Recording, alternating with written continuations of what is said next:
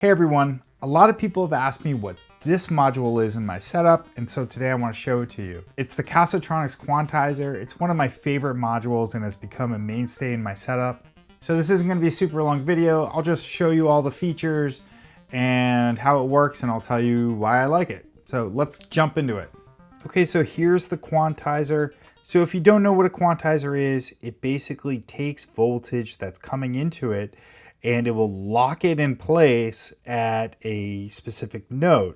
So that way you can take voltages like LFOs or random voltages or unquantized voltages from a sequencer, which is what I'm using here, and have it play within a defined scale. When I was looking for a quantizer, what I really wanted was one that had all the notes available for me to turn on and off easily. I was using the Doepfer quantizer, but it doesn't have that availability. Also, I've used Ornament and Crime, which, you have to kind of go through sub-menus. You can choose the notes, but you have to kind of go through menus, and it's not as easy as just pushing these buttons. Two other quantizers that I was looking at were the Bard Quartet, that's very popular these days, IntelliGel U-Scales, and the ADAC Intuitive Quantizer. Out of all of those, the Bard Quartet and the ADAC were over $300. The U-Scales I think was in the $250 range, and I was able to build this one for only $150. So I wanted to give it a shot, and I think it has all of the same features that the U-Scales has, possibly even more, but it certainly satisfies my needs of being able to plug in specific notes. So let's just go through the interface and then I will show you some of the features that might set it apart from those.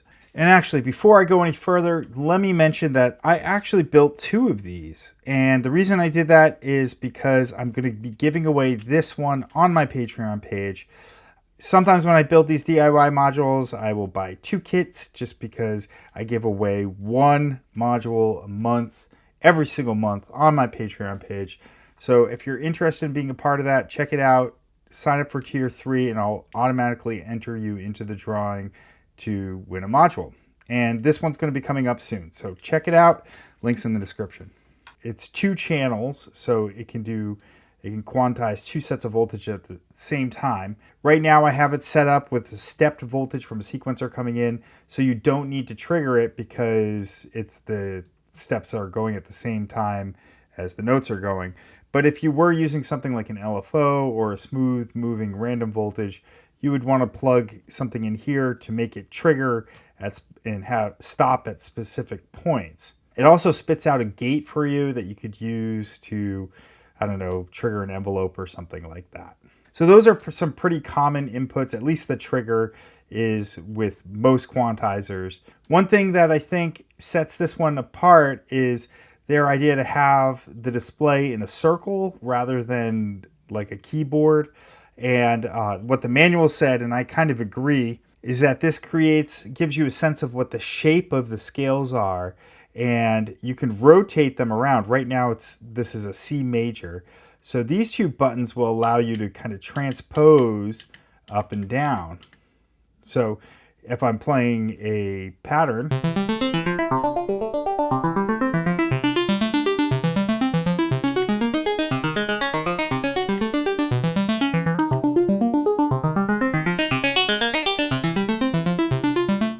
I just think that's kind of neat. It's a different approach. At first, I wasn't sure if I would prefer a keyboard layout, but this is really working out for me.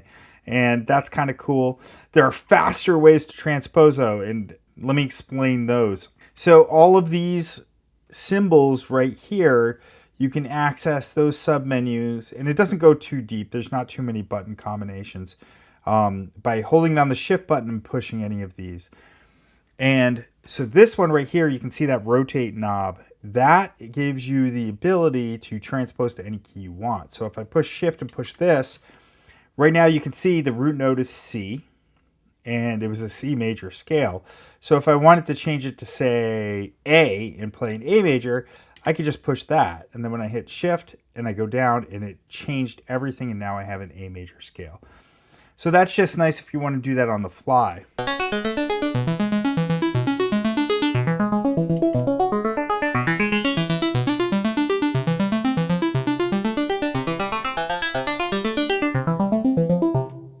But there's also a different way to transpose, and this is kind of neat. So, when I switched it to A, the voltages that, since they're coming from a sequencer, are going in, it's playing the same voltages, it just will lock into whatever note is lower. So, like for instance, the first note in the sequence is set all the way down, so it's probably playing a low C. And when I transposed it to A, it probably played a C sharp because that's in the key of A. But if you want to just move all of the notes up rather than just fitting into a different key and staying kind of in the relative same area, you can use this transpose. And that will shift the whole sequence up rather than just shifting the notes to their nearest proximity note. So let me show you an example of that.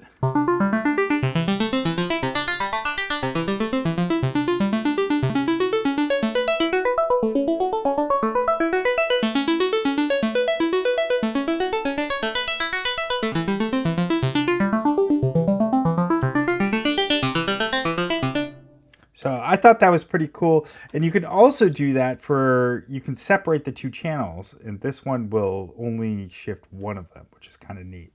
So the next function that I think is most useful, I'll go from most useful to least useful, is this keyboard function. So if you push this, you can actually send out specific notes from here. And I mean, because I have it going with triggers,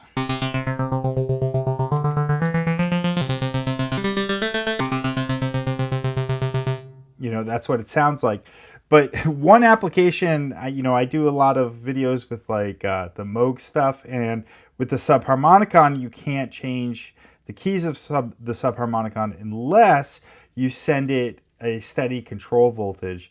And I think this would work for that. So this would be a great module to just, spit out a certain control voltage to offset to a particular key. So I thought that was kind of cool. And it's just nice to have a keyboard sometimes to play a specific note or whatever, if you're tuning or I don't know. Either way, it's nice to have a keyboard available too. Okay, so let's just talk about some of the other functions. You have here, I'm going to go through these quickly since they're pretty straightforward. So right here and here are offset. So rather than transposing, if you want to raise things by semitones, so if you want them a little bit sharp or a little bit detuned, you can use this one to detune both of them, or use this one to only detune one of them. These two right here, you can change the gate length that comes out of these, or you can make it legato mode coming out of these two gates. This A and B is that you can set anything in here to be modulated from these two input points. So you can go ahead and go into A and set it to transpose, and then send it a voltage and transpose it on the fly and control it that way. So that's kind of cool. This gear right here is in advanced mode. There are basically 3 different types of modes you can use. This is like a normal mode. I can't remember what they call it, but that's kind of like how a quantizer typically works. Number 2, there's 3, 0, 1, and 2. Number 2, what it will do is if you say only have 4 notes picked, it will divide up the octave evenly, divide the octave by 4, and so it'll all be even. So this is really handy if you're using something like a ribbon controller, or even with my sequencer, the A155, it kind of helps because I'm programming by knobs. So that would just make it easier to kind of tell what note I'm playing. If you were to go into that summary and press 1, it's skip mode. And this skip mode should be handy if you're using a keyboard.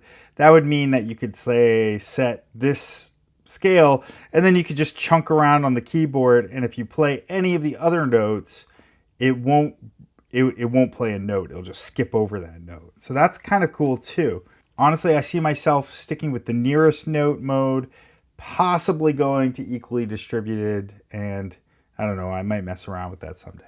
And the last option you have here is this T. It's a trigger delay. So if you wanted to, for whatever reason, have it be a delayed quantization. You could set the trigger to slightly delay from when it gets an input signal. So yeah, that's pretty much it. It's a very straightforward and easy to use quantizer, and I just love it. It was really easy to build. Honestly, the hardest part was just once you had all the lights on and stuff, just getting the faceplate on before you soldered them, because you know these are pretty tight, but that's not that bad. So it was very easy to build. You could also go to their website and get them with a wooden faceplate, which is kind of cool too. I prefer the aluminum from Thonk. You can get it in black as well. And you have to calibrate it on the back. That's very easy to do. They have explicit instructions, but you need like a tuner or a voltage meter. I used a tuner. I used my Mordax data. I tried doing it with just voltage, but it was easier for me to use just a tuner. So yeah, so that's it. I hope you like this video. Subscribe. Check out my Patreon page. Thanks for watching.